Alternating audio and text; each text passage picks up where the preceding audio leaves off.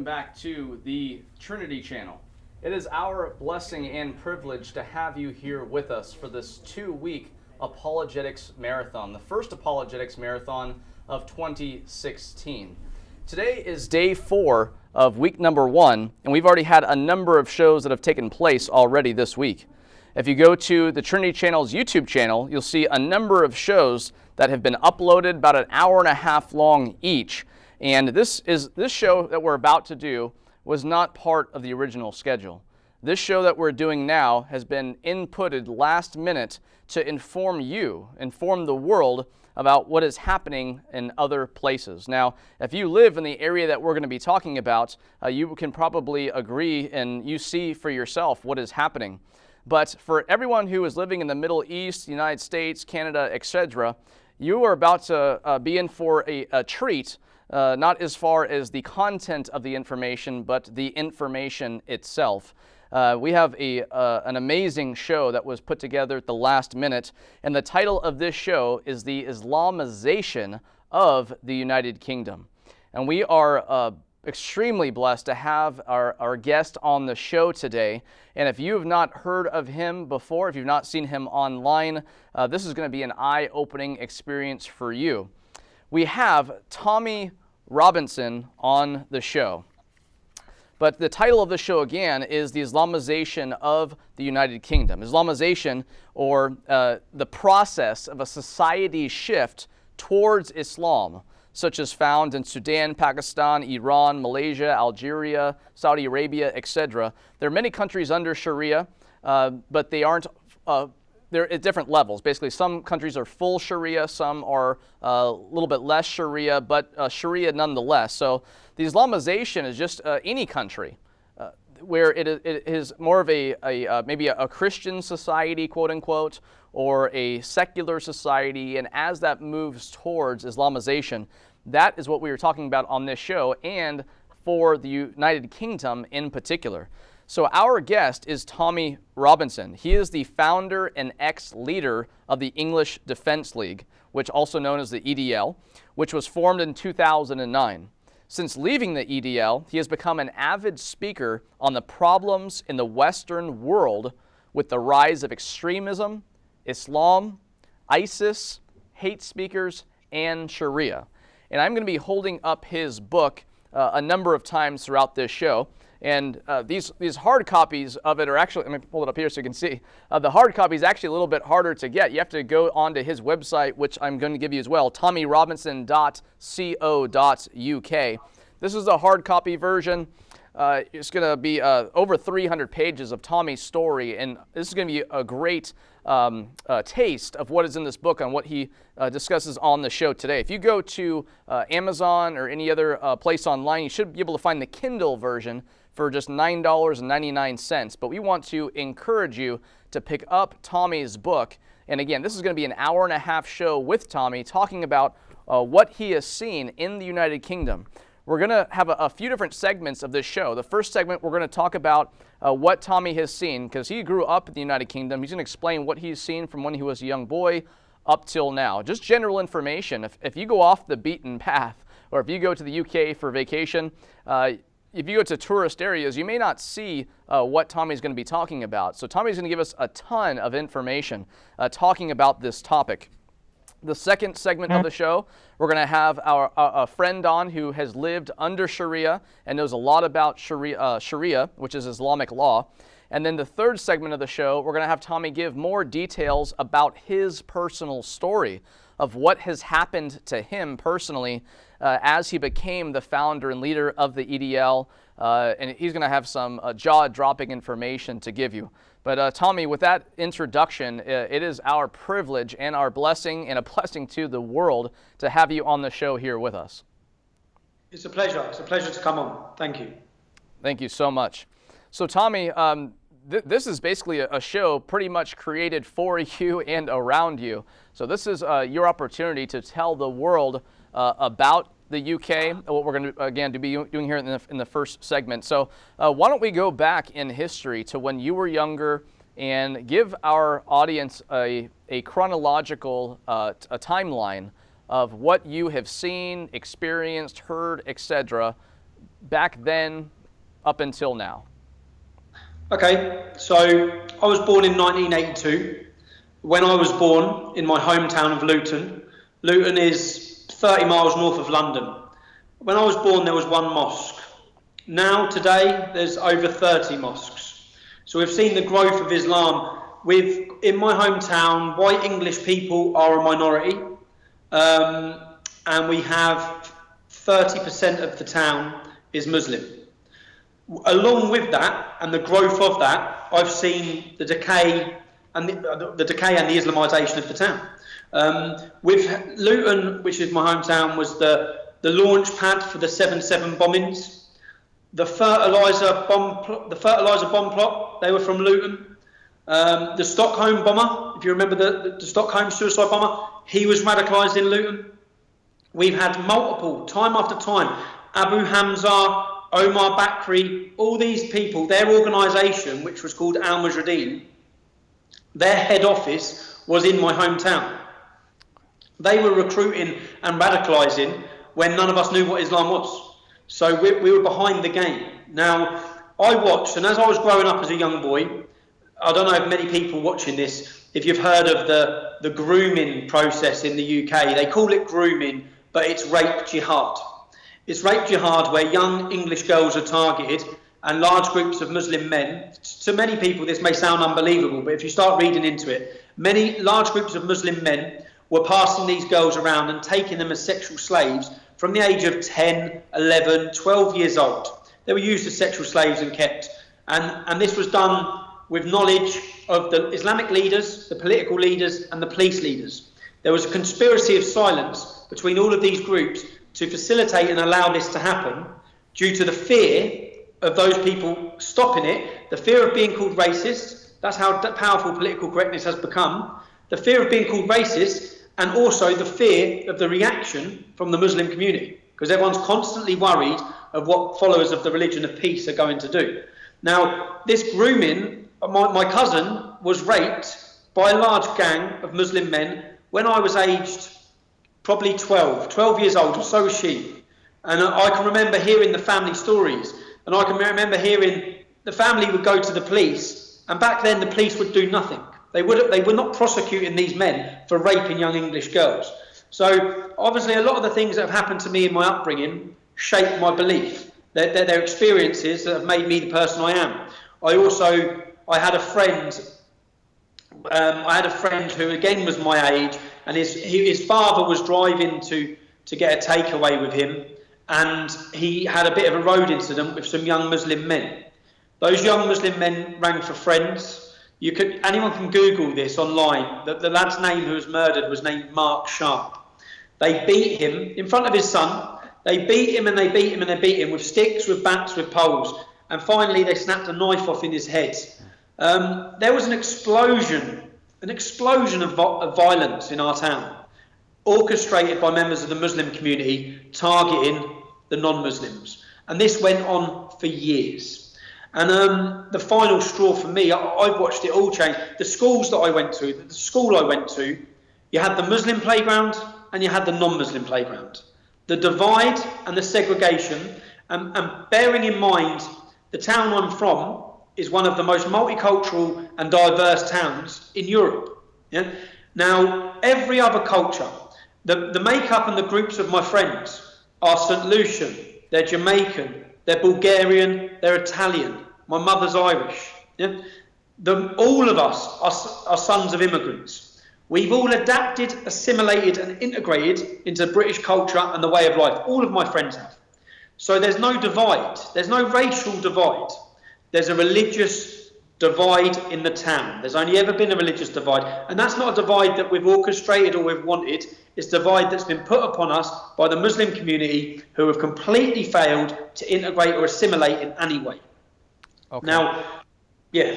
Yeah. And one question I have for you before you go on to your next point. What has the police, what has the government done about this? I mean, are they aware that this stuff is happening? And if so, I mean, what have they done to stop it, to curtail it, etc.? Nothing. There's been a recent scandal called the Rotherham scandal. I don't know if you've heard about this.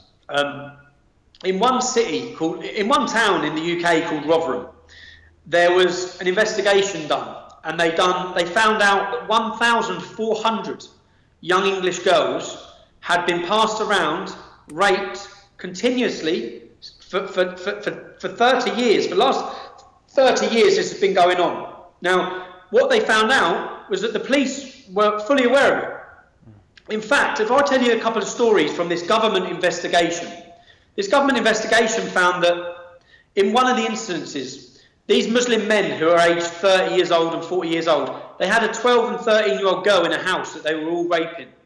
The girls' fathers went to the house to get their daughters back. The police turned up and arrested the fathers.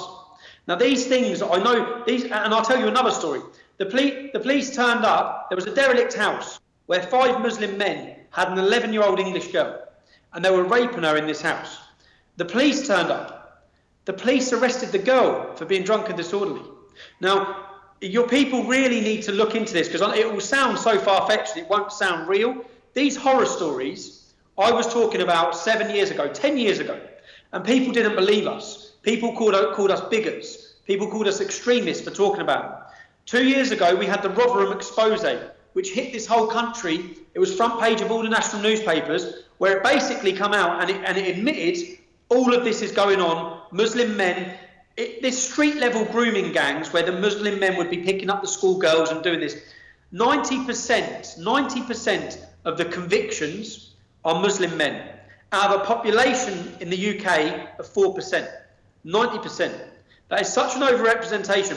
And the stories of what these men were doing, and that they were allowed to do it, once people then saw, and now we're seeing court case after court case after court case, every month, huge court cases where large groups of sometimes 30 Muslim men, and these are men that are, these are not like usual case paedophile rings. These are brothers, cousins, work colleagues, taxi drivers, who are all taking part in sharing and raping these young English girls. And that's been going on across the UK. And the police, and it's come out now quite clearly, and the police are holding their hands up and apologising to say that, and the reason they didn't do anything was because they didn't want to be called racist. And actually, some of the people in those councils who tried to highlight what was happening, they tried to talk about what was happening, they were sent on diversity courses. The council sent them on diversity courses for cultural sensitivity. So there's been some of what's happening in the UK is horror stories, and it's been allowed to happen with full knowledge of the police. Okay, and in a little bit here, we want to get to, and I have two questions before. Let me go to that first, actually, because I kind of want to give a chronological order to these questions as well. How is this even possible there? I mean, is this happening everywhere, or is it just in what I want to get to in a little bit, these no-go zones, quote unquote, or Sharia-controlled zones? Is this happening just, are you talking there or outside, all over the place? I mean, is this even known by tourists who go there? I mean, please inform our audience about this. This is happening in every town and city that has a Muslim community. Every town and city across the UK. And what they actually do is, if a girl's family were kicking up a fuss, they move the girl that they're raping, they take her from one Muslim community in one city and they take her to the other city. They move the girls around. This has been going on across the UK. And towns and cities now, we have entire areas that have become no-go zones for non-Muslims.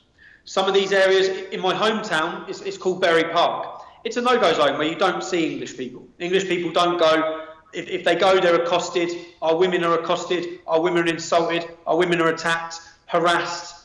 The police don't go. It's completely different. And most of these areas have their own Sharia tribunals, which are Sharia courts. We have 85 Sharia courts operating in the UK now.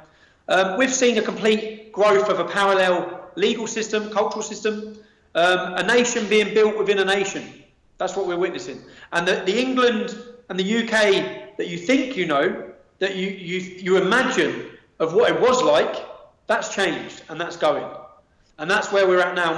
I think currently we're in some of the most pivotal years in this country's Christian history, because it's under attack. And it's under attack with the full support of our liberal elite.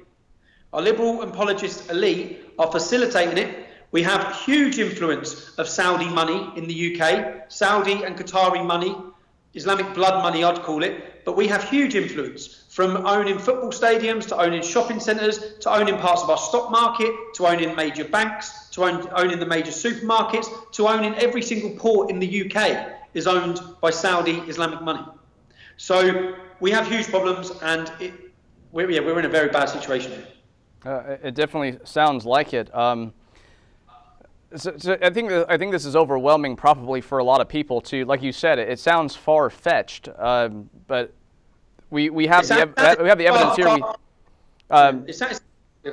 Yeah, what I'm saying is that we would think, okay, like we're in America. Here, I'm in America. We know that a lot of mosques are Saudi funded, and like you've talked about there and stuff. But I mean, with the American Constitution, Bill of Rights, etc. I mean, it would seem like this stuff could either shouldn't happen, or you would think that police would do something about this. Now America is unfortunately considered Christian by many people in the East. They don't separate Christians from America. It's like, oh, America, oh, they're all Christians. And as a Christian myself, I would say, well, no, we need to separate the two. America as a country and the TV shows that you see on TV, that does not represent Christianity. But it seems like even though America was founded on Christian principles, we look to the UK and we see what is happening there and how it's become Islamized. And there's a book that I've picked up. It's called The Death of Christian Britain, Understanding Secularization from the 1800s to 2000. But the author of that focuses mainly on the last 50 years and how it has moved away from Christianity and has become, like you said, multicultural, secularized, etc. And that creates a vacuum for whichever people group is the strongest or wants to come in and kind of take over next. Now, fortunately, here in America, we still have many Christians. We have a big Christian influence. We have many conservative areas of the United States. I mean, is this just pretty much completely gone from the UK? And has there been a vacuum there? And have Muslims kind of taken advantage of that? Does that explain what has happened there since you grew up? The belief system, there is no belief in the UK. The Christian belief system is finished in the UK. The church for years have been very weak, the church leadership. And when you talk about filling that void, there's been a systematic and an organised attack on Christianity and on Englishness, on being proud of being English. There's been an attack on our culture, our history, in a way that from the schools all the way down to make us feel to make us not feel proud, to make us feel ashamed of our history, ashamed of our past. And through that, what they create is a defeated youth who don't know who they are. They don't know who they are, they don't know where they come from, they don't know what they're about. And they are then easily swayed, which is why we have so many young English men are converting to Islam, because Islam is a powerful reaction to it. That gives them that sense of identity, that gives them that community, because our communities have been destroyed. They've been destroyed with the influx of people who have come in from an alien ideology, who have came in to take over our communities, and the slow breakdown of our communities. And yeah, it would be safe to say that there are still many practicing Christians in the UK, but many of our leading church leaders side with Islam. Okay. They side with Sharia. We've seen that. They've come out publicly and said it. We've seen the Archbishop of Canterbury saying that we need more Sharia in the UK. Wow. That Islam is a religion of peace. So yeah, there's huge problems in the UK. Huge. Okay. And I mean, Christians in America and just even non-Christians, we see how America has declined, and it seems to be moving more towards a secularization, talking about tolerance and multiculturalism. What's true for you is all that matters. What's true for me, what's true for you, that makes it true. That there's not objective truth that exists outside of our minds. But what we see, basically when we look to the UK, I mean, Americans can look to what you're talking about. And here's the thing that I want to get your feedback on. Is like, okay, well, we can look to see what the UK has done, the problems that they have made for themselves, the mistakes that they've made, and then now basically reaping what they have sown. I think about America, and I think about my children and grandchildren and so on. And I think there's only two options here. It's either to look to the UK and learn from their mistakes or follow in their footsteps. What would you say to that? You have to. You have to. You have to wake up. You have to. I came to America in 2010. I received 10 months in prison for illegally entering America. I came because I knew the message I had was so important to tell. Because I am a living product. I've grown up in a town that has been taken over, that is slowly being taken over. And I can talk of the effects it has on the country, on your people, on your future, on my children's future. I look at my children and I know that as an Englishman, we have to protect our country and our values and our history from where we come from. And it is under attack. And every American, every single one of you should be looking to the UK because you're, I'd say, 10 years behind us. Yeah. So you've got an opportunity there to try and prevent the problems we have now. We have a complete parallel system, complete divide in the UK, and it's not getting any better. It's not going to get any better. We have the Muslim community and the rate at which their demographic is growing, 5.6 children on average, we have 1.3. That cannot be sustained. The birth rate and the figures, the demographic figures of the growth of Islam in the UK, it's unstoppable. And that's where we see, and it's unstoppable because our benefit system is paying for it. Muslims are having free wives. Like my local imam has 3 wives and 14 children that we probably pay for. Now, how do you keep up with that growth? It's impossible. Yeah, well, our audience, Tommy, I'm not sure if you're aware, we have a large. This is an apologetics marathon. Apologetics being the defense of the Christian faith. We have many Christians who watch this show. They know what apologetics is. We have many Muslims throughout the world who watch this show. This show is broadcast to countries where it's illegal to own a Bible, and that would be for people who are living under Sharia. So this is probably eye-opening for people, because even people who are under Sharia, who've never left the country, they don't know what happens in the UK. This is probably a lot of news to them. This is especially a lot of news to Americans throughout the United States of look to the UK, look at what they have done, look at what has happened because of that. And another thing I think about too is, okay, if a country moves away from its Christian foundation and so on, and it becomes more secularized, and again, we're seeing the effects of that in the UK, but look to America. We move away from where we are right now. What are the chances of happening next? America becoming re-Christianized, or going down this slippery slope of secularization, multiculturalism, relativism, redefining the definition of tolerance, not being you believe what you believe, I believe what I believe, and we'll still put up with each other. Well, no, now it's like if you have an opinion outside of the norm, you're intolerant. You say this isn't true, you're intolerant. No. Well, we need to go to not only what the Founding Fathers meant by the Constitution and Bill of Rights, but also we need to get back to tolerance. And hey, my heart is for Muslims throughout the world to repent and put their trust in Christ. And in America, you have freedom of religion. Go to the mosque, do the 5 pillars, but the freedom of religion in America is following your religion as much as you can, as much as you would like, without infringing upon the rights of others, without infringing upon the Constitution or the Bill of Rights. What does the UK not have, I guess, that has allowed all this to happen, and this Islamization, other than multiculturalism? I mean, what law is in Europe that would allow this to come in and to take over so much? I mean, what has happened there? But even, you talk about freedom of religion. Well, Muslims don't believe in freedom of religion at all. We know that by the punishment that apostates face. And even in the UK, we have apostates living in fear. We have an apostate just recently violently attacked with pickaxe handles and hammers. Violently attacked simply for leaving Islam. He converted to Christianity. He converted to Christianity and he nearly got killed. And he lived in fear. And the police, again, do not act in a way that should protect him. So in the whole of Europe is seeing an influx and an invasion, a current invasion, and the Islamization where Muslims and Islam are favoured in comparison to all other faiths. When we talk about multiculturalism, I speak about multiculturalism in a different way to most, because I don't believe multiculturalism really. I don't believe it's multiculturalism that's the problem. I don't believe it's multiculturalism that's failed, because the Sikhs, the Hindus, the Jews, they're fine. Yeah? What's failed is Islam. One religion, one ideology. That's it. Yeah. The rest of them are all working fine in the UK. It's just this one, which is not here to assimilate or integrate. It's here to dominate. And I don't know if in the UK last night we had a programme by Trevor Phillips, who was the head of race and equalities in the UK, a black man. And for the last 20 years, he's been screaming Islamophobia and on the side of the Muslims. And now he's just had his moment after seeing a poll from the UK, a poll on it was called What British Muslims Really Think.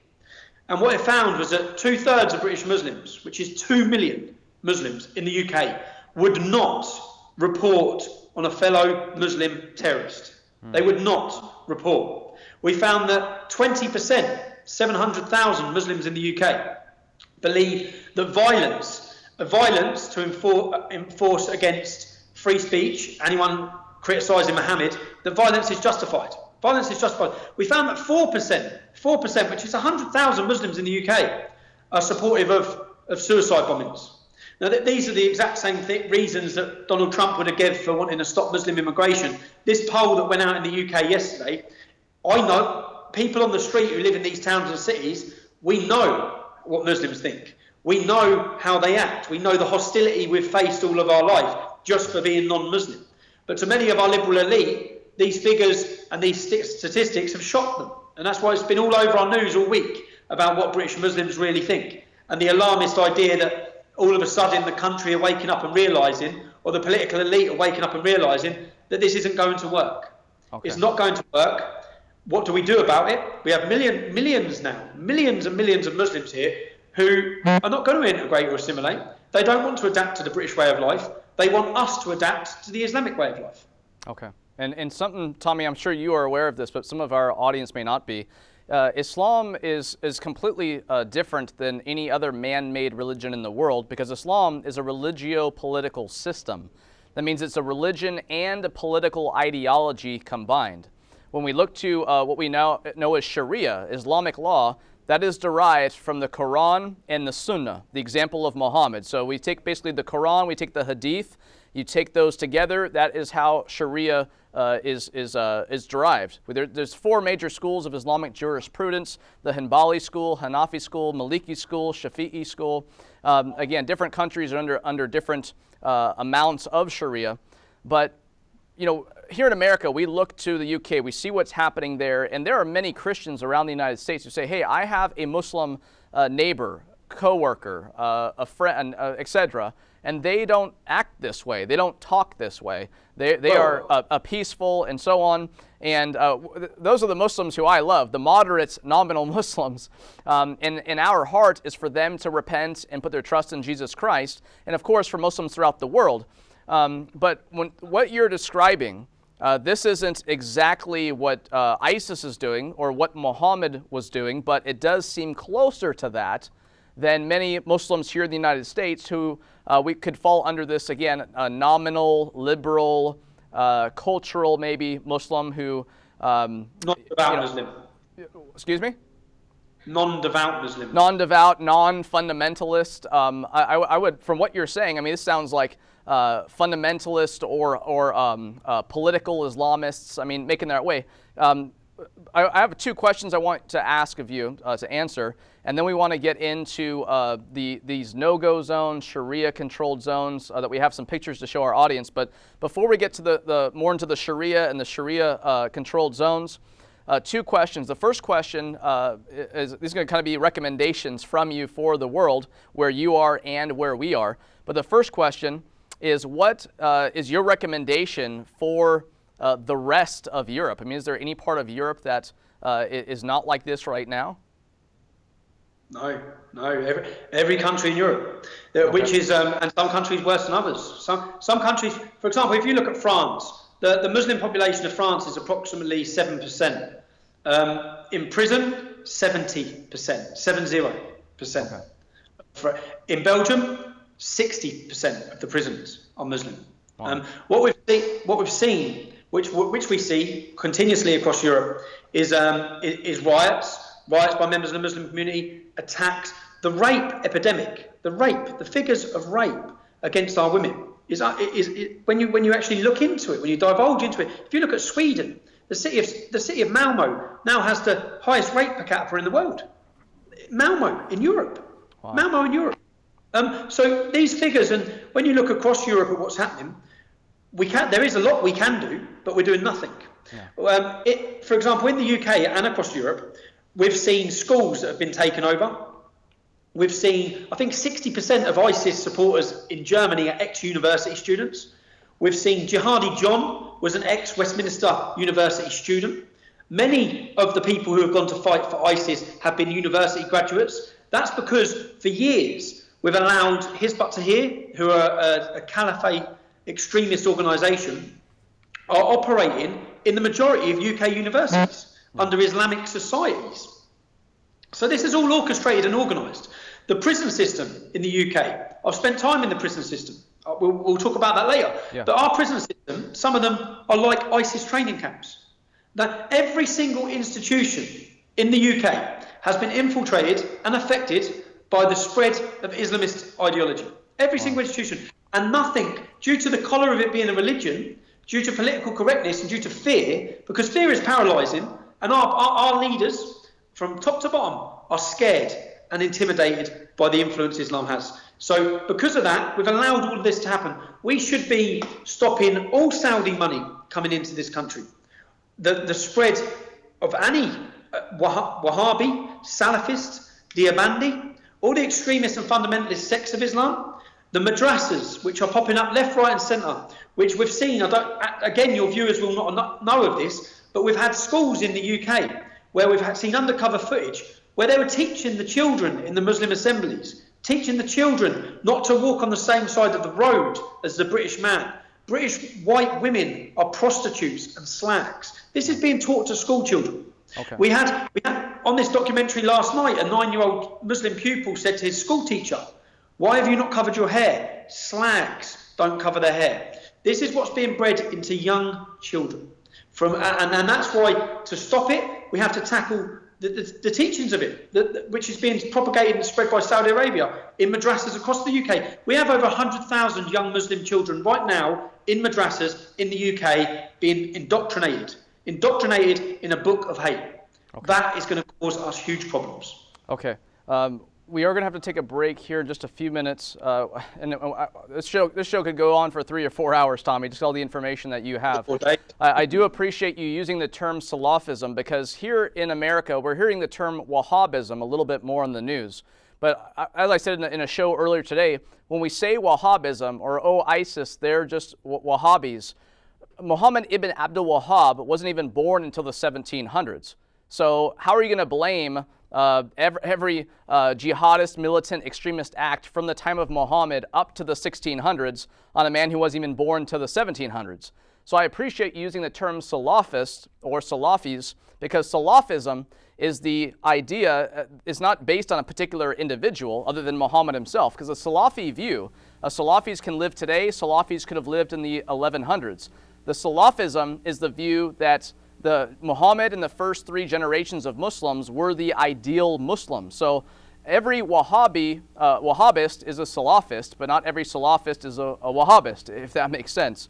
And we even hear on the news too, ISIS, people who are joining them, it's because, it's just like people who join gangs. They want to be part of something and that kind of thing. It brings it down to like a sociological issue. But as you have said, people who have doctorates have joined this jihad, this violent jihad in your area and throughout the world. So it's not a young, immature, I'm trying to just fit in somewhere kind of attitude. It's bringing it completely away from the religion itself.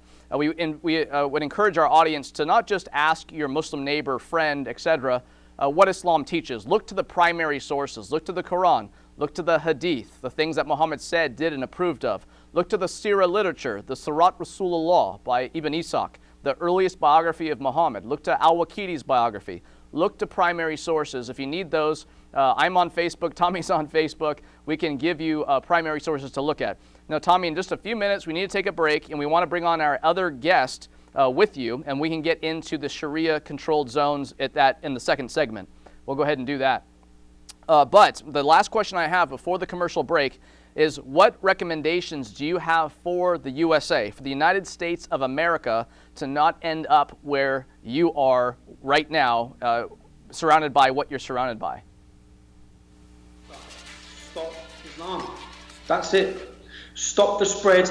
Stop the domination. Stop the telling everyone that every culture is equal and every ideology is equal, because it's not. Our culture and our way of life and the Christian way of life is superior. It is better. It is better. So we shouldn't be allowing this to be propagated and spread in national curriculum in the UK. National curriculum. Part of our education is for all of our children now have to visit the mosque. We're lied to. That our children are told that jihad means holy inner struggle. My daughter, who is 7 years old, this is what you have to stop, the indoctrination. The indoctrination supported by the government many times. My daughter was 7 years old, and I had the biography of Muhammad by Ibn Ishaq because I was preparing for a debate. And on the book, obviously, it says Muhammad. And my daughter looked at it, and she said, "Muhammad, peace be upon him." And I've never mentioned Islam to my child. And I said, "What did you just say?" And she said, "You have to say peace be upon him when you see Muhammad." I said, "Who told you that?" School. Wow. School. Yeah. So this is what is happening. This is what's happening in the UK, and that has to be stopped. Yeah. We have to, and that's slowly, and that's across the UK. It's cool to be a Muslim. It's favourable to be a Muslim. It's looked down and frowned upon Christianity. Anyone else is laughed at through their religion. Apart from we don't offer the same humour or the same criticism of any other religion. We're not allowed to. You're not allowed to criticise or mock or joke about Islam or Muhammad in the way you are about Jesus and Christianity. All of these things, what America has to do, stand up for who you are, stand up for where you've come from, and stand up for your own identity, and stop it. Because if you have a love for your country and a love for your people, you have to stop it. That's what we know. I know that. That's why I've dedicated my life to stopping it. I know what the future holds in the UK with Islam. I know where we're heading, and I look at my 3 children, and I know that we have to try and do something to stop this. Yeah. Well, Tommy, we thank God for you and for all of the time that you are giving us on this show. And we've only had about a third of the show go by so far. Our viewing audience around the world, this show is going to be on the Trinity Channel's YouTube channel probably within a half hour or so after the show ends. And I am asking you to get the link, the URL to this specific show, share it on YouTube, you could share it on YouTube, but share it on Facebook, on Twitter, all the social media outlets, and let people know. Let people make informed decisions when they go to vote, informed decisions about different policies that are being implemented. Here in the United States, as many of you know, Islam is being talked about more and more in school curriculums. It seems almost unbalanced that a lot of time and pages are being given to Islam specifically. People know here in America this tolerance thing. You know, many Muslims cry intolerance. They cry this. They cry that. But we need to be honest at the same time, intellectually honest with what the future could hold, depending on the decisions that we make today. So we have to take just a couple-minute break. Thank you so much for being with us. Again, our guest here is Tommy Robinson, author of Enemy of the State. Go to Amazon, go to your bookstore, get the Kindle version for $9.99, or buy the book from Tommy's website to support him and his work and his family, because he's doing this full time to inform the world. So please come back or stay where you're seated, because we're going to be back in just a couple of minutes to continue this informative, vital show. Did you know Hello, friends, and welcome back to the Trinity Channel on ABN. And let me remind you, folks, that the ABN and the Trinity Channel are here. This streaming signal that you are receiving right now, this show that is being broadcast throughout the world, to the Middle East, Australia, New Zealand, Europe, Canada, United States, etc., is only possible because of people like you who support the Trinity Channel. On the bottom of your screen, you will see phone numbers, you will see the website, etc., where you can go and support the Trinity Channel on a monthly basis. You can give a monthly pledge where it automatically charges your debit card or credit card a certain amount. You can Give a one-time gift if you feel led to. Whatever you would like to do. If you're a business owner, sign up to give from your business. This is a tax-deductible donation for you. And giving and supporting the Trinity channel is what allows these shows to continue. We have debates between Christians and Muslims, which is, I think you would agree with me, the kind of interaction that we need with people who we don't agree with, is debates, not fighting and killing and all that kind of stuff. So ABN, the Trinity channel, is a great outlet to have debate and to determine what is true based on evidence and reason, etc. So this is day 4 of the 2-week apologetic marathon, the first apologetic marathon of 2016. I'm your host, Tony Groulet. I'm a full-time missionary with Ratio Christi. Check out our website, ratiochristi.org, and you can find out more about that. But this very important show was inserted at the last minute. This was not part of the original plan, but as you know, or you may know, you may not know, so if not, it's a good thing you're watching the show. This is a vital topic today, and we have we're extremely blessed to have a very informative guest here on the show. The Islamization of the United Kingdom. Tony, what's Islamization? It's the process of a society shift towards Islam, and we've seen this Islamization take place in the United Kingdom more so than in other countries. You're living in America might say, hey, I've seen this kind of happen in America. More talk about Islam in the school books and more of a talk of tolerance to Muslims in particular, even more so than other people. I, as a Christian, see all people made in the image of God. We need to share the gospel of the Lord Jesus Christ with all people. Muslims, I mean, if all Muslims throughout the world, ISIS, militants, extremists, etc., all became nominal, liberal, I don't have anything against the Constitution, I don't have anything against anyone who practices any religion, that would be great, but what are the chances of 1.6 billion people becoming reformed in that way? But also, as far as eternity, if every Muslim in the world became nominal, then all we would be doing is making this world a better place to go to hell from. Because at the end of the day, we're all going to die, we're all going to stand before God, and we're going to be judged for our lives. We've all sinned against God. We're guilty. We've broken the 10 Commandments. Look to Exodus chapter 20, Deuteronomy chapter 5. We are in need of a Savior. Jesus Christ is that Savior, and He is found in the New Testament of the Bible, not the Isa of the Quran. Your Muslim friends might say, hey, I believe in Jesus. They believe in a completely different Jesus, not the Jesus of the New Testament. His name is Isa. He's found in the Quran, completely different understanding. So it's not the same. Just like when you talk to Mormons, Jehovah's Witnesses, it's a completely different Jesus. But we want to get back to our friend, Tommy Robinson. He is the author of Enemy of the State. You can find this book on Amazon. You can find it on his website. He is the founder and ex-leader of the English Defense League, the EDL, which was formed in 2009. And since leaving the EDL, he's become an avid speaker on the problems in the Western world with the rise of extremism, Islam, ISIS, hate speakers, Sharia, etc. And if you missed the first segment of the show, go back and watch the show on the Trinity channel's YouTube channel as soon as it's available and spread it everywhere online. You can find Tommy on Facebook, find myself on Facebook, ask us, hey Tommy, Tony, what were those resources you were talking about for me to go and look up for myself what the example of Muhammad is, the earliest sources. We would love to recommend those to you. At this time, we want to bring on our second Skype guest as well. And not only would I recommend that you pick up Tommy's book, either in Kindle form or through his website to support him and his work, but our next guest is Nani Darwish. She is a best-selling author. She's written 3 books so far. You can find them on Amazon. Pick up her book when you pick up Tommy's book. She has a book called Now They Call Me Infidel. She has a book called Cruel and Unusual Punishment: The Terrifying Global Implications of Islamic Law. She has another book as well. So please pick up all of her books in addition to Tommy's. But we have her here on the show because that specific title I just named, Cruel and Unusual Punishment, she talks about the global implications of Islamic law. And in the second segment, not only do we want to have Nani on to tell us what she has experienced living under Sharia and being very familiar with it, to where she's written this multi-100-page book on the topic. But also we want to have Tommy continue, want to give Nani some time as well, But Tommy has some pictures that he wants to share with us about Sharia-controlled zones in the UK. No, the whole UK is not under Sharia like other countries are, but there are neighborhoods. I mean, you might hear there's no-go zones. Tommy's going to explain those to us, and Nani can come in at any time to add to what he wants to say or to verify if this actually is Sharia or not. So first, Nani, welcome to the show.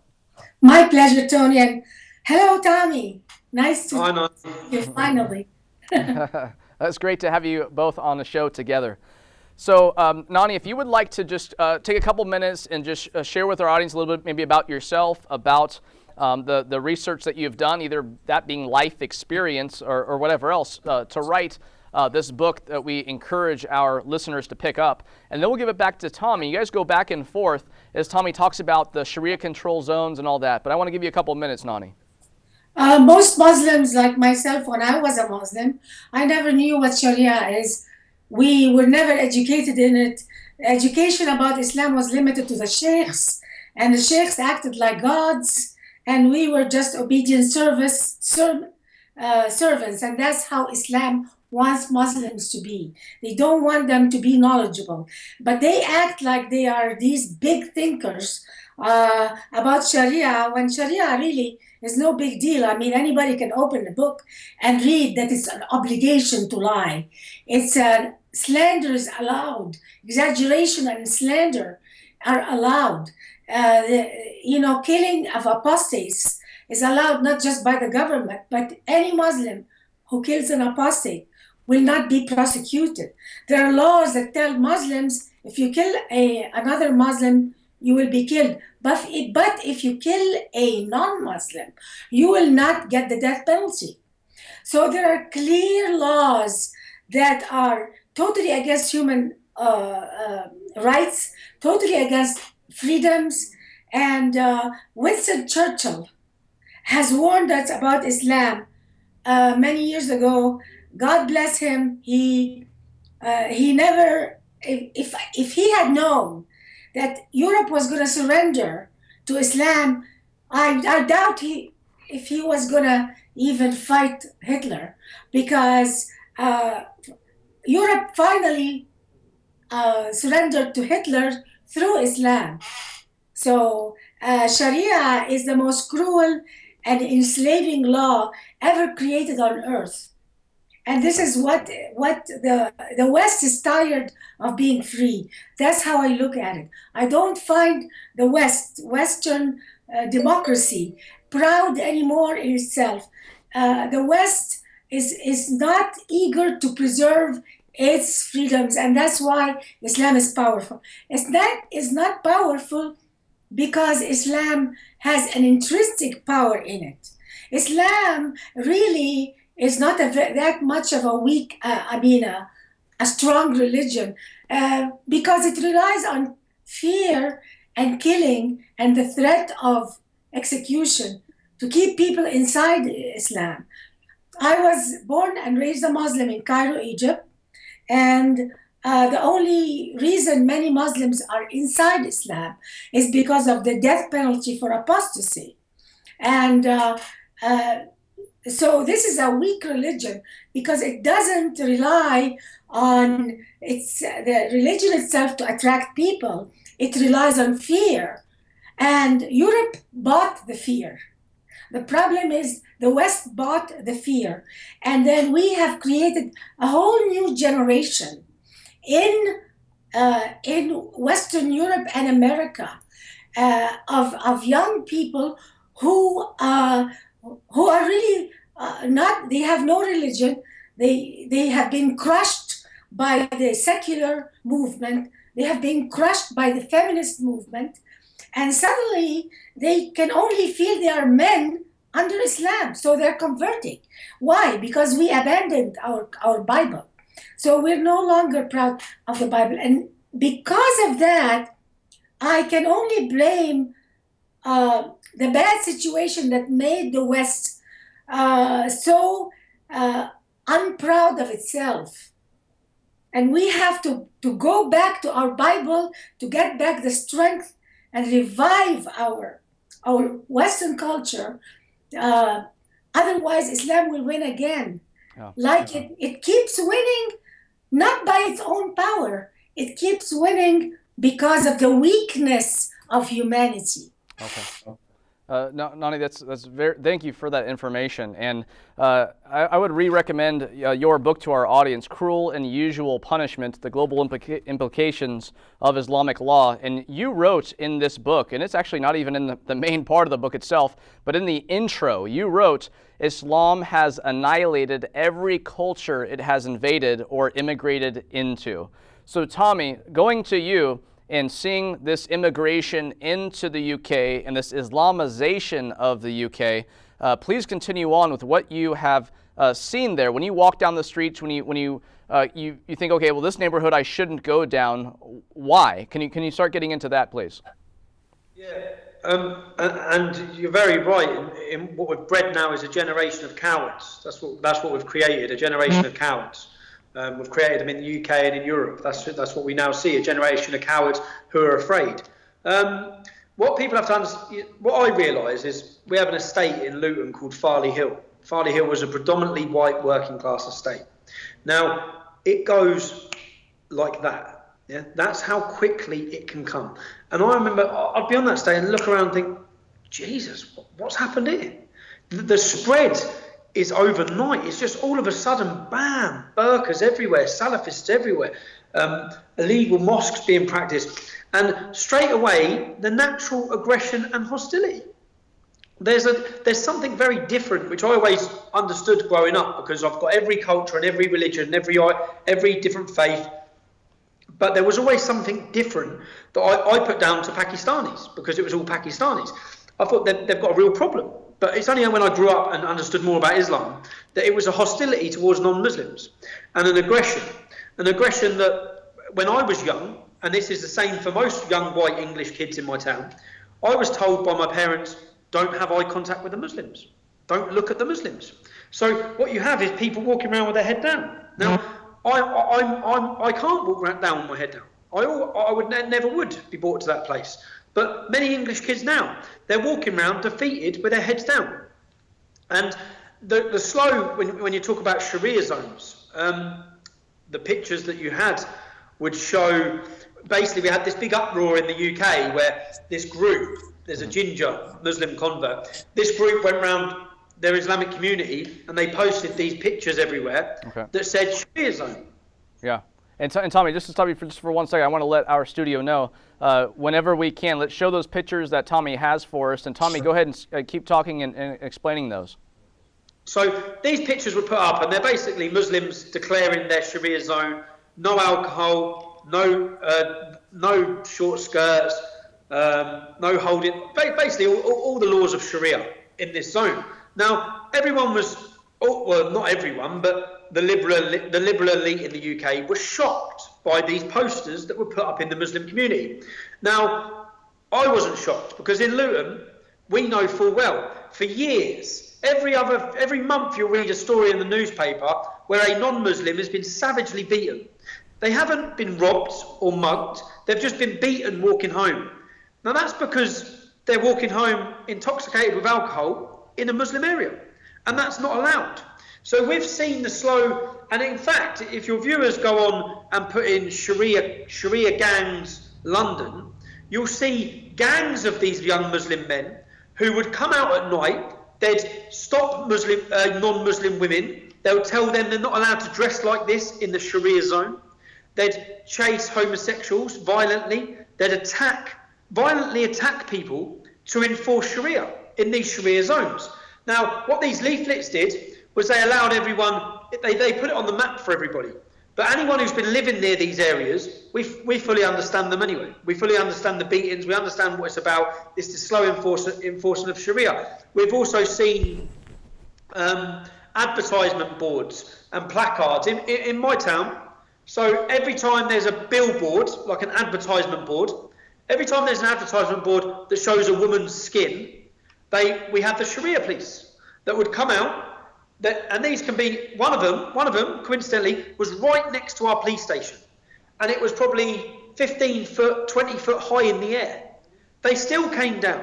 They put ladders up and they painted over all of the skin. So all you see left is the eyes. Now, this is they may seem like small things, but that's the chipping away. Because what you then get is those same companies who would be advertising swimwear or women in bikinis, they'll stop advertising in those areas because they know that their billboards are going to get attacked. So slowly, you have the enforcement of Sharia, where everything becomes Sharia compliant. All the restaurants, the pubs close, the restaurants will become halal only. The billboards stop showing skin, and that's what we see. I've seen that my whole life. You start seeing people stop going into these areas. People are scared, and that's it. We create an Islamic ghetto. That's what we have, an Islamic ghetto. If any of you have the time, if you go on YouTube and put in Tommy Robinson, Oxford University, you'll see I give a speech at Oxford University where, because I had time, I showed video after video after video to show complete evidence of my upbringing in my hometown of Luton, to show people this is what it's like where I live. Yeah? This is not a story. I'm not talking about something I'm reading in a book. Yeah? This is my life. Yeah. And this is where I live, and this is where I come from, and this is why I'm doing what I do. And for the first time after doing that, for the first time people sit and understand who I am, because so many of these people, they don't live where we live. They don't live near Islamic ghettos. So I was trying to take them out of their life, which if you watch this video, trying to take them out of their life and say, look at where I live. Yeah? And I kept asking in this video, what would you do if this was where you live? Because so many of these people would be shouting at us saying, oh, everyone's equal. And as you said earlier, but my Muslim taxi driver's a lovely bloke. The Muslim who works in my shop is a lovely bloke. Yeah, he probably is. Majority of them are. What I've also found is that, you know, you spoke earlier about the biography of Ibn Ishaq. I found that the majority of Muslims I talk to, as your other guest has just said, they know nothing.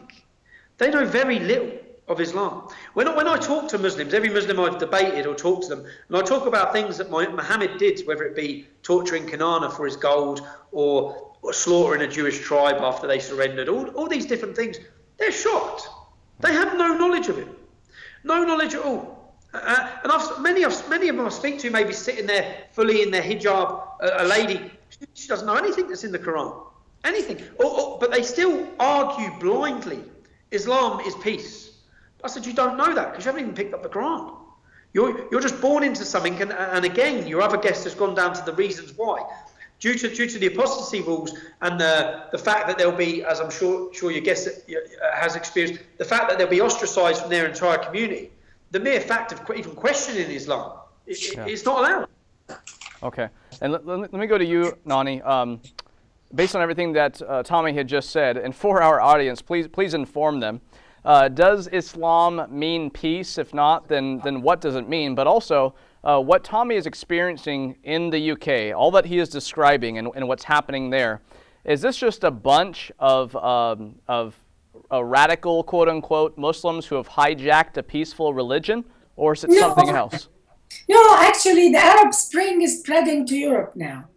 So we had an Arab Spring in the Middle East. They brought down all the leaderships in all moderate countries. So there are no moderate countries anymore in the Middle East. And now they need more oxygen.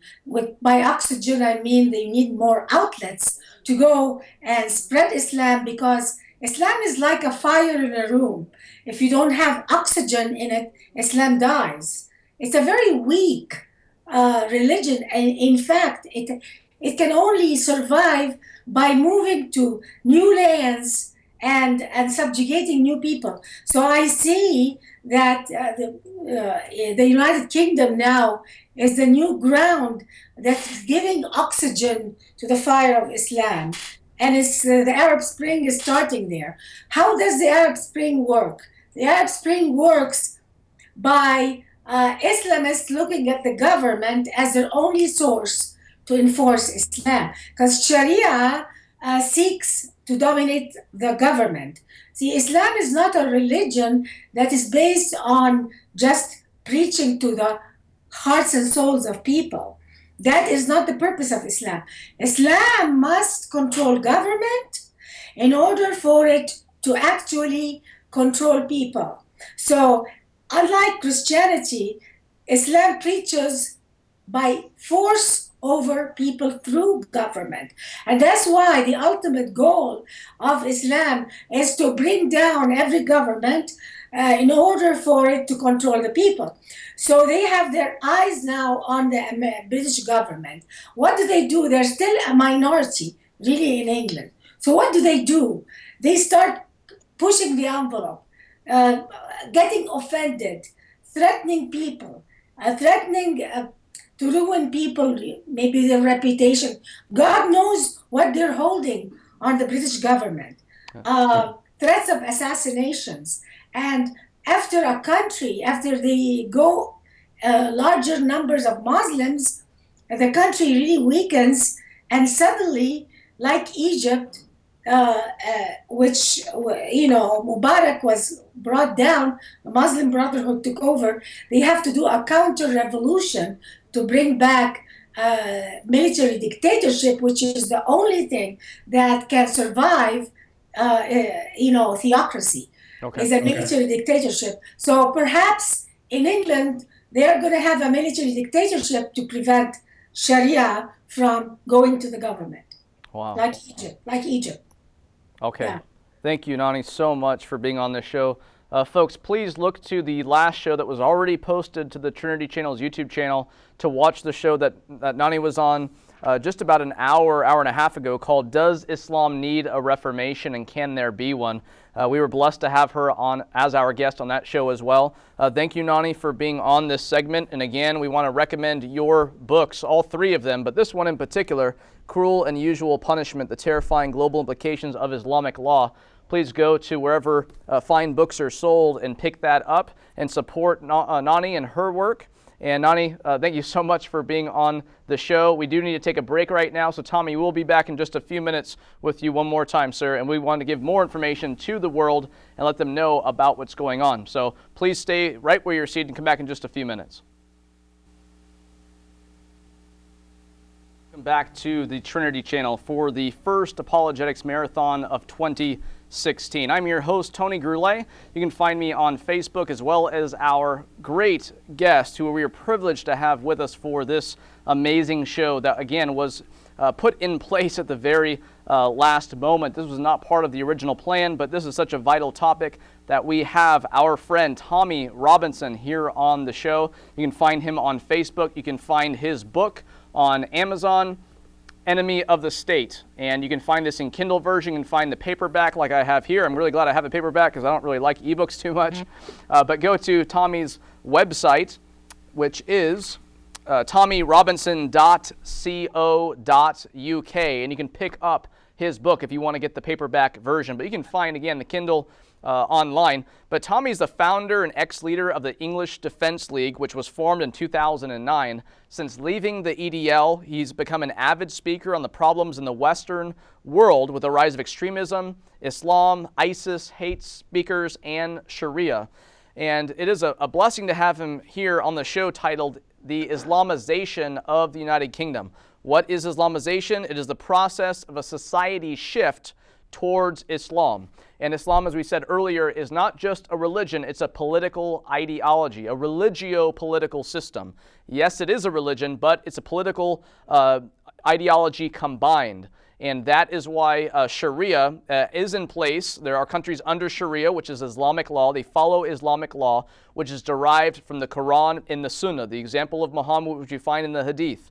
That is what Tommy is seeing implemented, and it's this Islamization in the United Kingdom. If you've not watched the beginning of the show, watch it. You can listen to what Tommy has said about what has happened since he was a young boy up to the point where we are now. And we see this, some people call it creeping Sharia, of where as the Muslim population grows, they become more aggressive, they start to demand more things, they start to get more aggressive in whichever way. And of course, Tommy would say, hey, here in the UK, yes, it's not completely under Sharia as a whole, but I mean, there are neighborhoods under Sharia.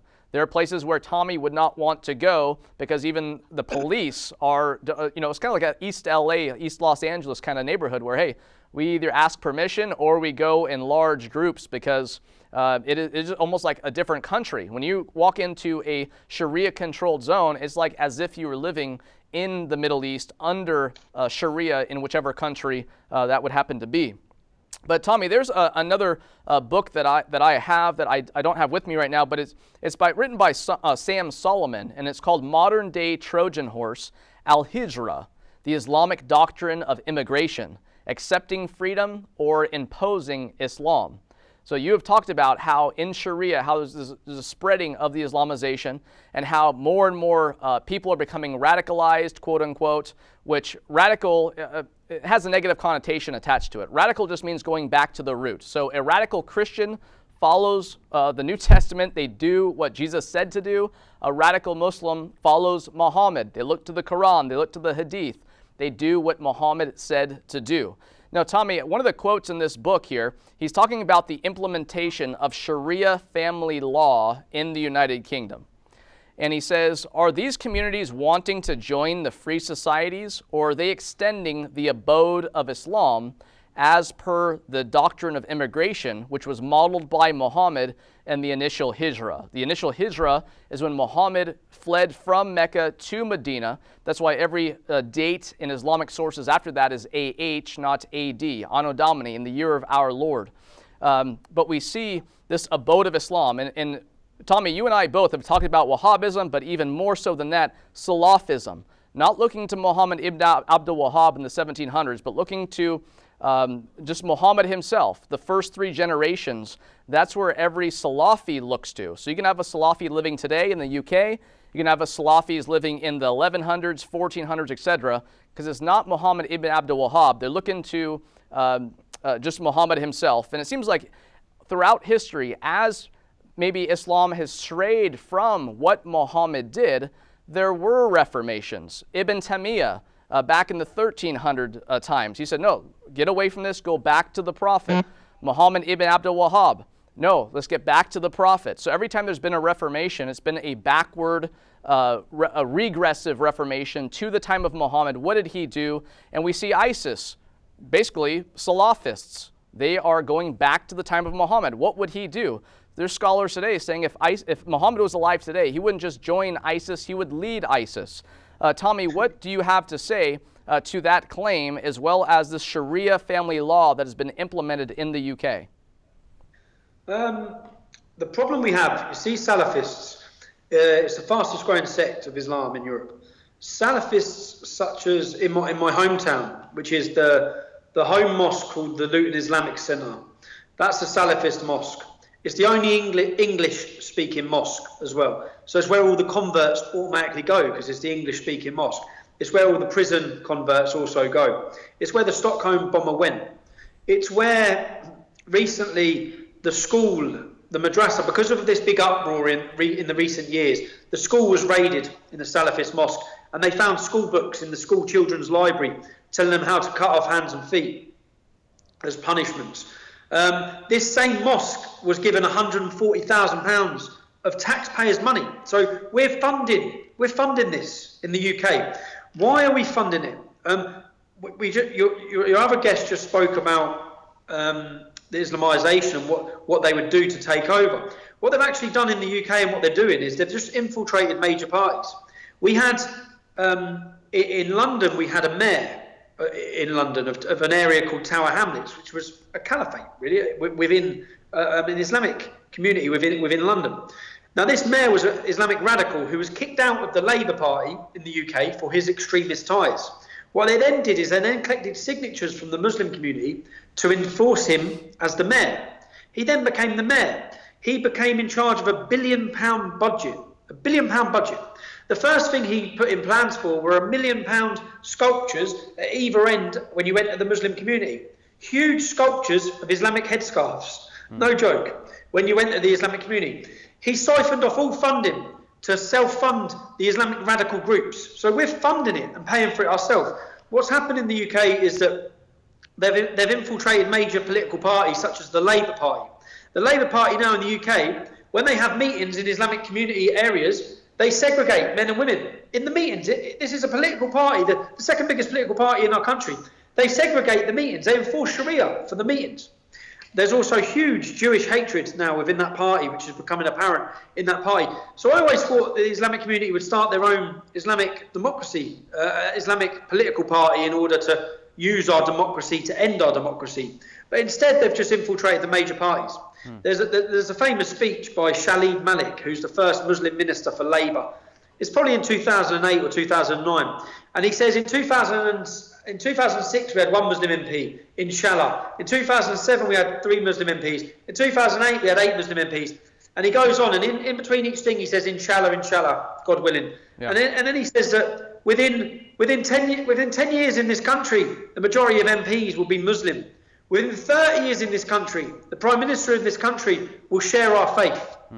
Now that's what we're witnessing in the UK. We're witnessing that Islam, due to the way they orchestrate and organise themselves through their mosques, which we don't through our churches in the UK, due to the way they do it, they become such a huge power in politics, vote bank politics. Say, for example, we're talking about we've lost our democracy. We have.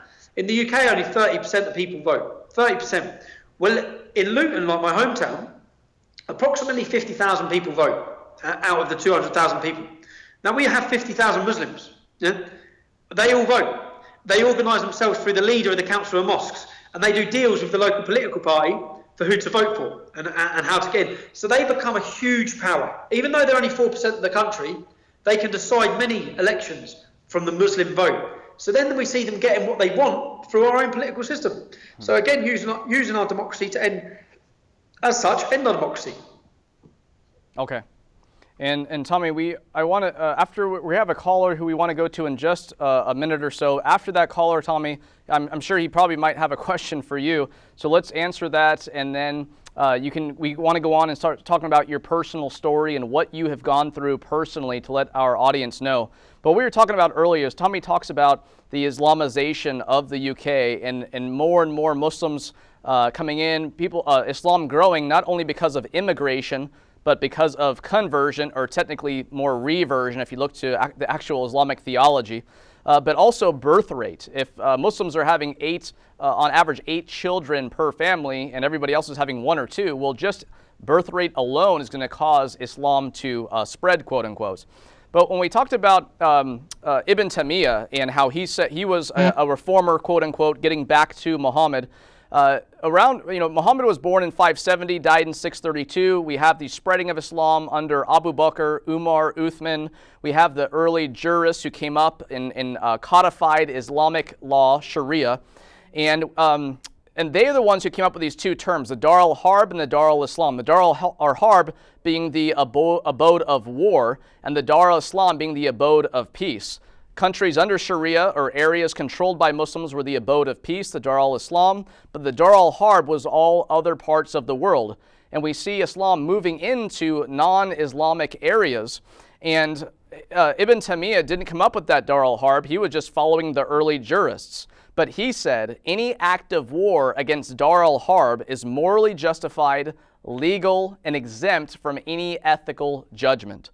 So according to the earliest jurists and to the Islamic reformers, again, regressive Salafist reformers throughout time, Ibn Taymiyyah, Muhammad ibn Abdul Wahhab, basically pointing back to Muhammad and wanting to spread Islam throughout the world, which we are seeing all over the place in the UK, as Tommy has been saying, and we're seeing it spreading to other parts of the world as well. So we want to go to Tommy's personal story here in just a few minutes, but first we have a caller. We have a caller named Jay. Can you hear me? Hi, how are you? I'm doing very well. I'm sure you're enjoying the show, not in I like this type of thought, but it's very informative. Do you have a question for Tommy Robinson? Yes, I do, actually. I have a few questions, if I may. The first one, how big and influential are the Dawah tables and the Dawah groups in the UK? What's being done to challenge them? That's the first question. The second question is, who is more powerful, the leftist elites or the Islamists? And lastly, how can you tackle the left who seems to be siding with the Islamists for everything? Okay, Tommy, did you get all those? What was the first question? as far as the Dawah tables, Dawah being basically the Islamic, as you know, I'm just letting the audience know, Dawah, D-A-W-A, usually how it's spelled, D-A-W-A-A-H. The Islamic tables that are in every town and city. Yeah, the tables where they basically, it's kind of like a Islamic form of evangelism, although there's no gospel there, but it's a spreading of Islam, handing out Qurans, trying to get people to say the Shahada. What is being done, Tommy, to stop that, if there is anything? But you said that they're on every corner, basically? In my hometown, again, you can look up this centre. My council opened a centre called Discover Islam. This centre is a shop in our town centre. It was opened and supported by our police and our politicians. Yeah, they opened it. Now, when I began looking into this centre before it opened, it's called Discover Islam, and I found the manager of the centre, and he had a blog. And on his blog, he said he will not rest until Islam is brought into every home in Luton. Yeah? He said that Christians are wearing suicide vests of wrongful belief. These suicide vests must be deactivated. So the first thing I did when I read this was I contacted my council and said, we don't need this. We don't want this in our town. Who do you think you are bringing these people to our town? They were coming from London, this Dawah store. Now, I made such a hoo-ha, and I looked into the links of who this man was, the charities behind them. It was a charity called IRA. I found videos of them all saying you can beat your wife with a stick. All these mad views. Now, the leader of that centre had to resign before the centre even opened due to the expose we did on them. But that centre is still there. Now, what that centre does is it goes around giving food to the homeless and getting front page stories about how great they are. But we all know, really, it's just out. That's all it's for. It's for furthering Islam. That book opened, that stall, and this isn't a stall. This isn't just like a Dawah stall. This is a big shop in our shopping centre.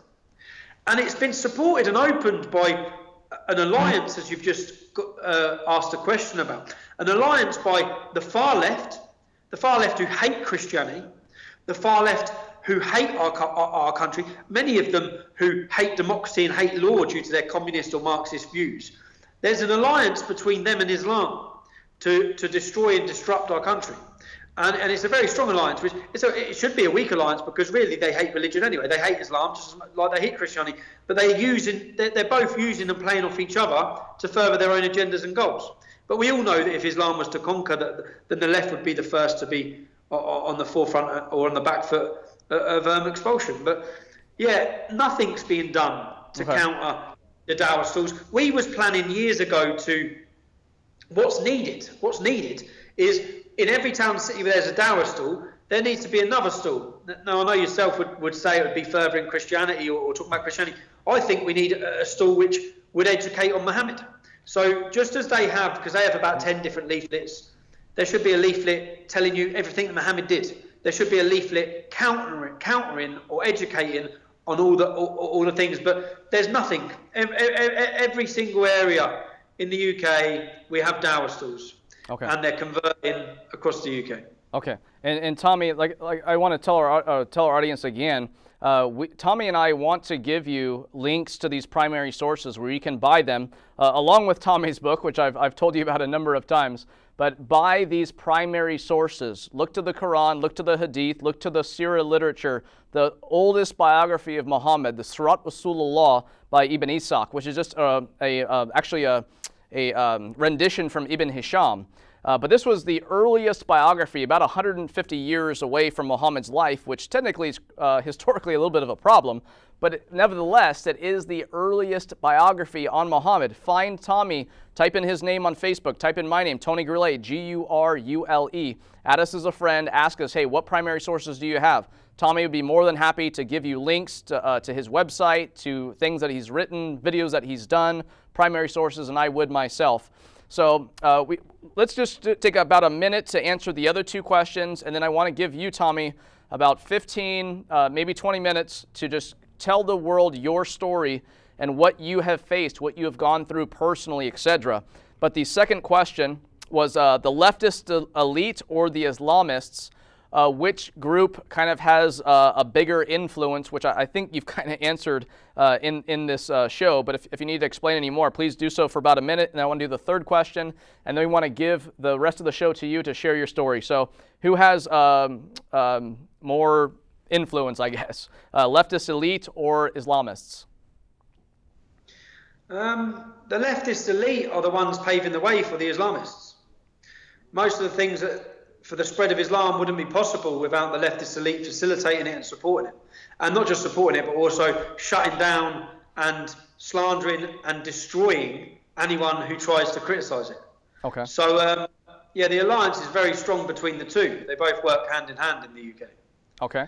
Now, when you say that they're kind of just paving the way for the Islamization, is this because they're just completely ignorant of the worldview and ultimate goal of the political religio-political system known in Islam, or is it because there's some money involved, or both, or what? I'd say that many of them are naive to the agenda of Islam. Okay. What I find when I talk to many of these leftists, they know nothing about Islam. They know nothing. They know nothing about Muhammad. So yeah, and also there's this inner guilt, this white, I call it white guilt. We call it white guilt within many of them, which I don't have. I've got nothing to feel guilty of. I'm proud, very proud of my country, of my culture, of who I am, my history. Yeah. But they're not. They despise it.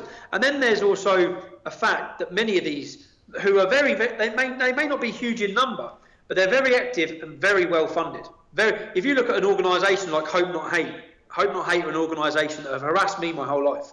They've countered everything I've done. They've slandered me. They've put propaganda against me. They are funded primarily from American donors who are complete open borders. Yeah? So they're open borders. So anyone who goes against that, there's huge funding to destroy them, criticise them, find out where they work, all these different tactics that will just bring you down. So, and we'll go on and talk about that now, the problems that I faced for speaking up. Mm-hmm. And what it does is it sends a message to everyone else. Stay silent, shut up, be quiet. Be quiet, that's what we're supposed to do. Okay. We're supposed to sit around and watch the destruction of our nation and our people and just be quiet about it. Yeah, but Tommy, right before we get to your story, I'm going to give like I said, 15, 20 minutes to you just to tell that. But the last question that the caller had was, how can, you talked about the leftist elite, how can they be counteracted in any way? I mean, is that possible? See, I see my job just to educate and awaken the people, because I think if every British and English man understood where we're headed, understood what problems we're going to face, what lays ahead for all of us and our kids, I think we'd have a revolution tomorrow. But they don't understand. They don't get it. They don't get it at all. So that's what I see my job as doing. I think the elite and the government, the solution to this problem is not going to come from our leaders. It's going to come from our people in sheer massive numbers. There's going to be a defining moment that happens, whether it be in my country or in Europe, that changes the direction of what's happening. We're heading towards that. I always used to say 10, 15 years, 20 years, we're going to have this huge clash. Okay. That's not that many years away now. We're already seeing the beginnings of it. We're seeing a clash of civilizations now. Okay. That's only going to get worse. And what I see my job as to do is to unify people and awaken them to what Islam is. Okay. Because everyone's being lied to. So how do we counter the left politically? In America, you're very lucky. I look at your country and you're very lucky because you actually have some people of influence, of political leaders who are prepared, and due to free speech in your country, which we don't have in our country anymore, it's just it's a myth. Yeah. You have leaders that are prepared to talk and say what needs to be said. Okay, yeah, and we are so glad and thankful to God that we still are where we are. Again, we can look to the UK and see what has happened there because of the decisions that they have made. Americans throughout the United States look to the UK. We can either learn from their mistakes or follow in their footsteps, one of the two. But we need to maintain our freedom of speech to where when someone like Tommy comes to the US and talks, that is what freedom of speech is about, to say what you want to say. If someone says something that offends you, walk away. But in America, you can say what you want to say, and we are sad that Tommy does not have more freedom of speech than what he has. But we have already gone over time in this show a bit, and I want to recommend one more time before I give Tommy the next 10 minutes to just tell his story and what he wants to tell the world. Get his book, Enemy of the State. This is going to go in depth on what Tommy has gone through. Watch this show again, share it with friends, etc. Tommy, the last 10 minutes of the show, I'm going to give to you to say whatever you want to say, tell your story, what you've been through, things that have happened to you, etc. 10 minutes, go. Right. I call my book Enemy of the State. There's a reason for that, because the biggest problem I faced, I knew through growing up in Luton that when I spoke out against Islam, I knew what I was going to face. I knew the threats of violence. I knew what was going to be aimed at me. I was prepared for that and ready for that. What I wasn't prepared for was the destruction and the attack on my life, on my reputation, on my family by the state, by the authorities, by the police. The complete persecution, which is, I don't think I can really put it in words to what's gone on. I've been, from day one when this first started, it started in 2009, which was the birth of the English Defence League. We had our returning soldiers were marching through my hometown. They were met by a large group of Muslims who called them baby killers, spat in their faces. For me, that was the final day and the final straw. And it was time to start a fight back. I started an organisation called the United People of Luton. From the start, I was arrested and persecuted. I've had raids. I had police raids where I was arrested at Luton Airport. I had police come with machine guns into my family's house. They ran with my children in the house. They ransacked my mother's house. Later, I've proved that these were fraudulent raids. They were politically motivated raids in order to silence and shut me up. I faced countless, time and time again, arrests, court case, fabricated charges. I've been imprisoned time and time again. When I've been imprisoned, I was imprisoned. We had, in 2011, a group of Muslims were travelling on their way to kill us. They were arrested. They were found with guns, IEDs, swords. They were going to turn up, chop us up, murder us, kill us. They were given 30 years in prison because I'd committed blasphemy, you see. I'd committed blasphemy, so I had to be killed. So these Muslims were put in prison. I was then, the police went through my life, through everything in my entire life. They went through, I think it's called the IRS in America, right? In the UK, the tax. They went through every financial transaction I'd ever had in my life. And the same with my parents, and the same with my cousins, and the same with the rest of my family, the same with my wife. They came in and arrested my wife when she was 6 months pregnant.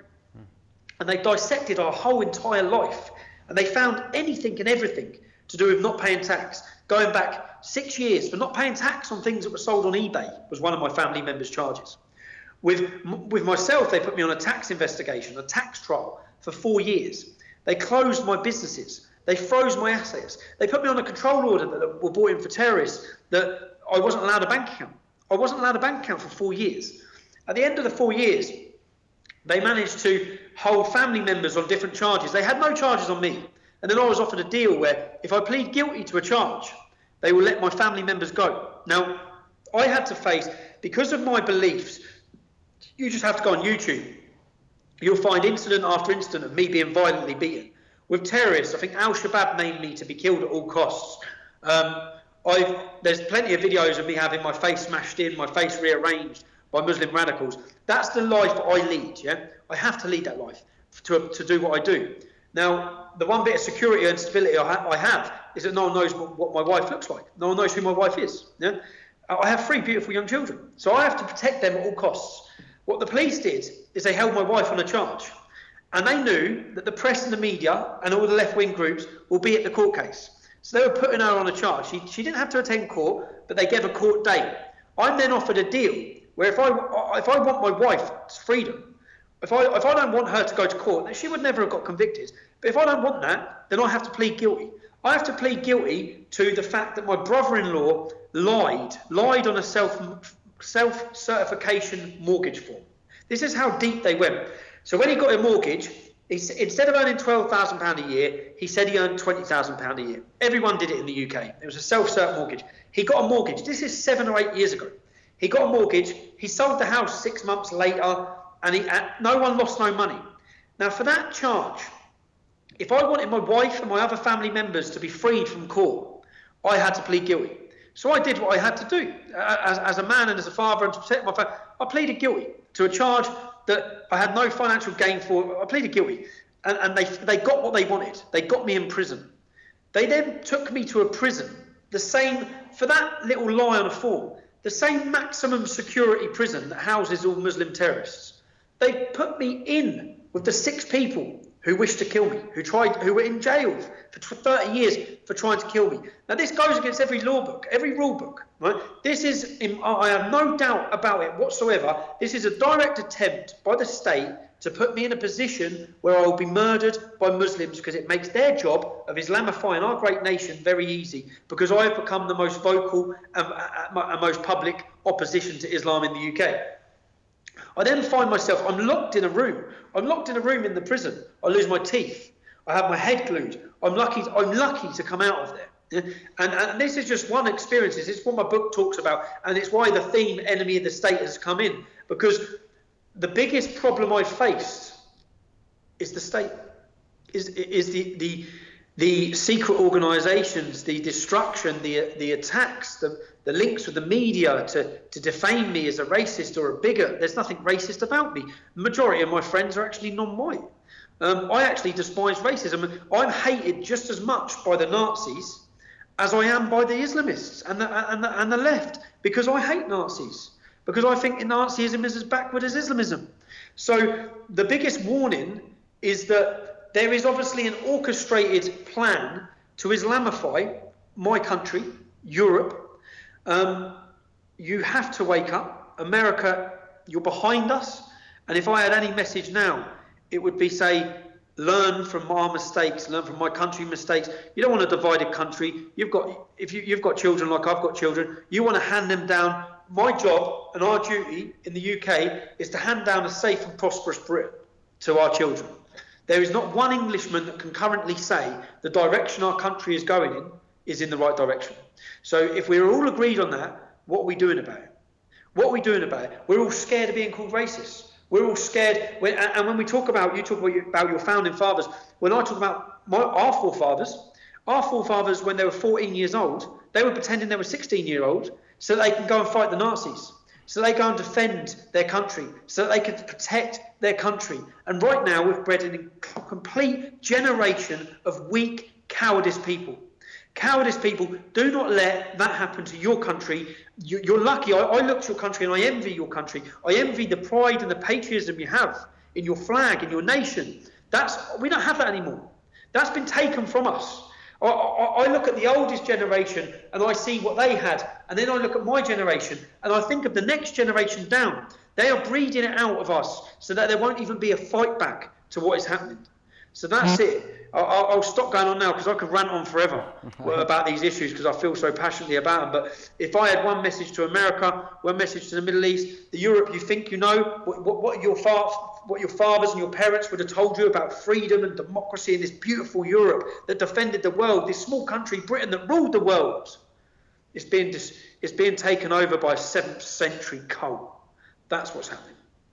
Tommy, We've had an unbelievable amount of information on this show, and like I said, it was a blessing to do this show for our audience. This is being streamed all over the world, and it's available on YouTube for you to rewatch, to share with your friends. Please go to Tommy's website, tommyrobinson.co.uk. Go on to Amazon or anywhere else where you buy books and get Tommy's book, Enemy of the State. Pick this up. Go to Tommy's website. Donate to Tommy. Tommy, is there a place where people can just donate to help you or anything like that? I have a legal fund. Today, actually, I don't know if you know, but today I've been in court. I've been in court on trial. I was going to go to jail today.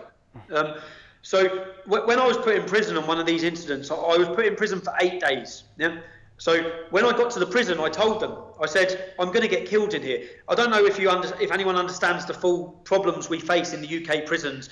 We have Sharia being enforced in the UK prisons. Non-Muslims having to pay jizya for protection in the UK prisons. Yeah.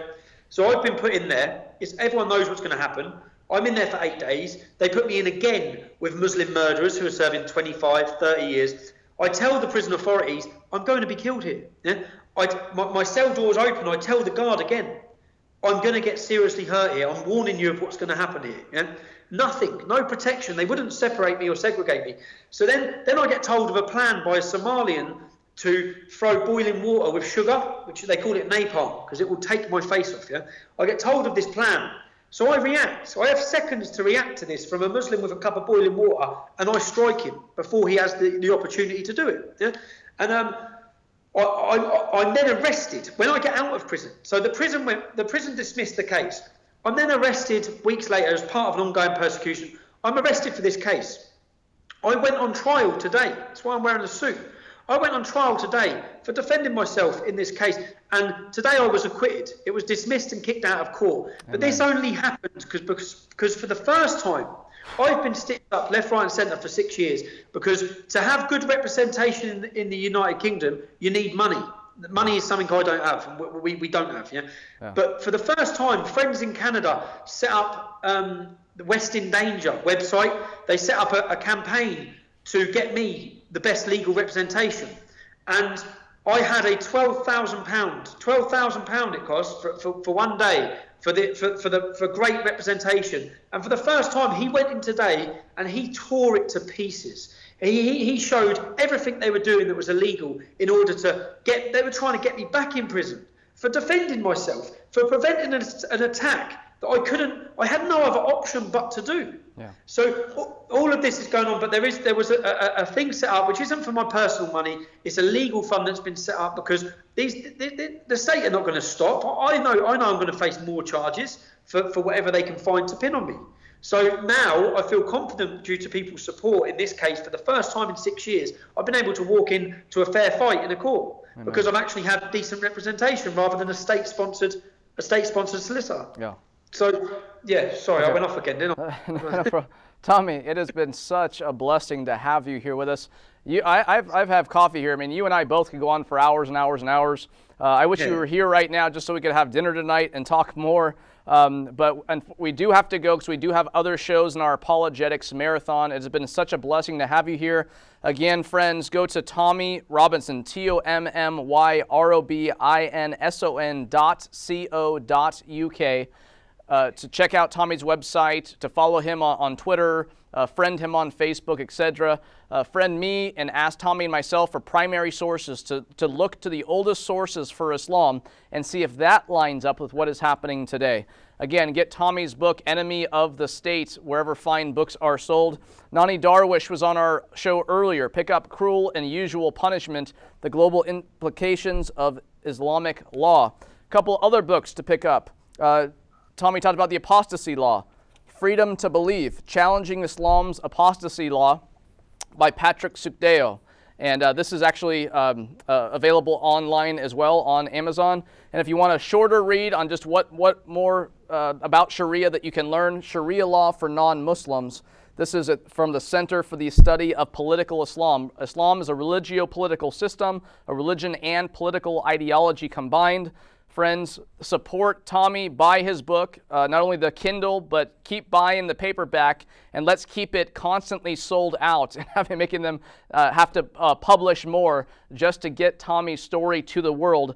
Continue to support Trinity Channel. Where else can you go to watch shows like this and watch debates, etc.? Mail in a check, call the number, use debit card, credit card, EFT from checking your savings account. Please fund these shows to keep them going. And like I said, help Tommy Robinson, help get his story out there. If nothing else, although I would ask you to do more than this, find this show on YouTube, probably within the next hour or less. It will be available. Spread it, post the link to the show everywhere, inform people about it. Friends, at the end of this show, at the end of the day, again, our heart is for Muslims. We would pray that all these Muslims in the UK, all the Muslims under countries that are under Sharia, our prayers that they would all repent and put their trust in the Lord Jesus Christ. There cannot be peace until people come to know the Prince of Peace, and that is the Jesus of the New Testament, not the Isa of the Quran. I'm going to leave it with that. Thank you so much for tuning in. Please come back in just about a half hour for our next show, which is called Prophet, quote unquote, Joseph Smith, the Muhammad, quote unquote, of Mormonism. There are so many similarities between Islam and Mormonism. Mormonism is commonly considered, Islam is commonly considered medieval Mormonism just because there's so many similarities between the supposed prophets and the teachings themselves. But to wrap up this show, Tommy, thank you so much for your time, for being on. God bless you. God bless your website, and we pray for you. Friends, pray for the Trinity channel. Pray for Tommy. Pray that more things like this would happen where he is acquitted because of the injustices that he is facing. Tommy, I'm going to have to say goodbye for now. Thank you for coming on. Let's talk more. And friends, come back in the next 30 minutes for the next show. Until then, God bless you. Thank you for tuning in. Please share the show, pick up Tommy's book, etc. I've already said it already. I'm not going to say it again. Goodbye. For half hour. Goodbye. Come back in 30 minutes for the next show. Thank you, Tommy. Talk to you soon.